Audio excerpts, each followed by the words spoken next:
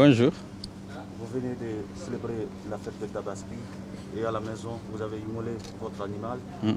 Quelles sont vos toutes premières impressions à domicile? Écoutez, je me réjouis.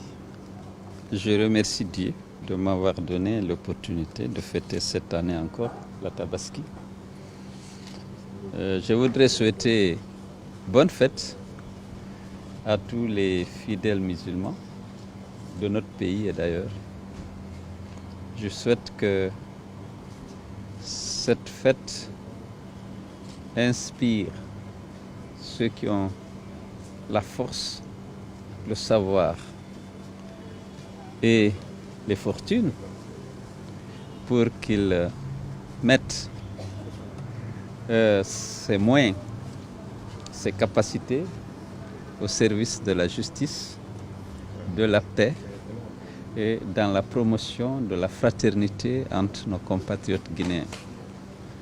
Je demande à Dieu de chasser de notre pays la haine, l'injustice, l'arbitraire et qu'il inspire tous les fils de ce pays pour la promotion de la paix et de l'unité de la nation. J'ai une pensée particulière pour nos camarades en détention. Ils sont nombreux encore dans les prisons en raison de leur activité politique. C'est des détenus politiques.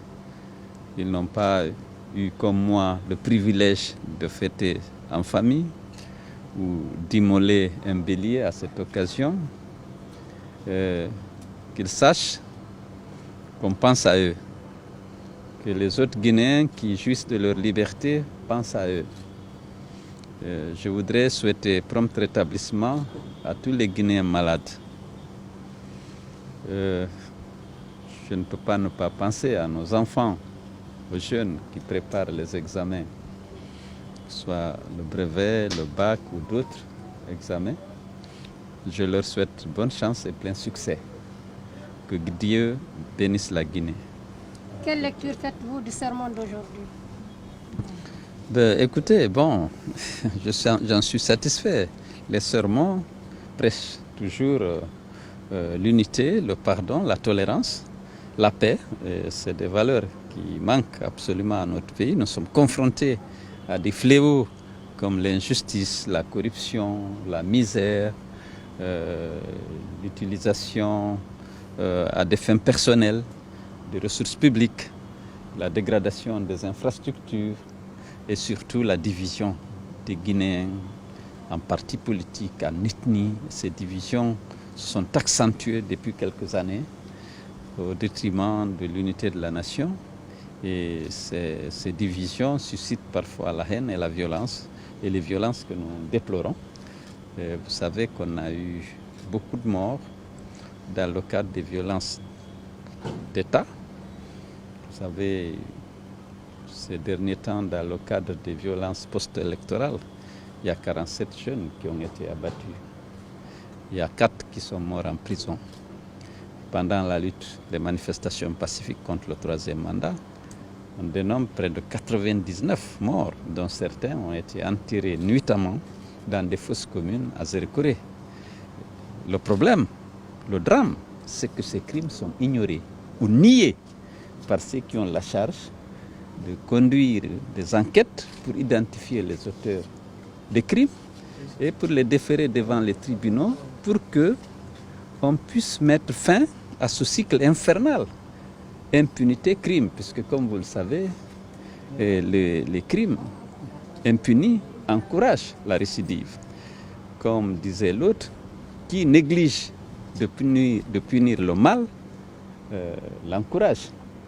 Donc nous souhaitons effectivement, que ceux qui sont morts dans l'exercice d'un droit constitutionnel, celui de manifester dans les rues et sur les places publiques, aient droit à la compassion et à la justice des autres qui sont vivants.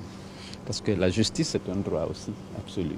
Mais malheureusement, ce droit ne peut être exercé que si les autorités ont la volonté de mener des enquêtes et de punir les criminels.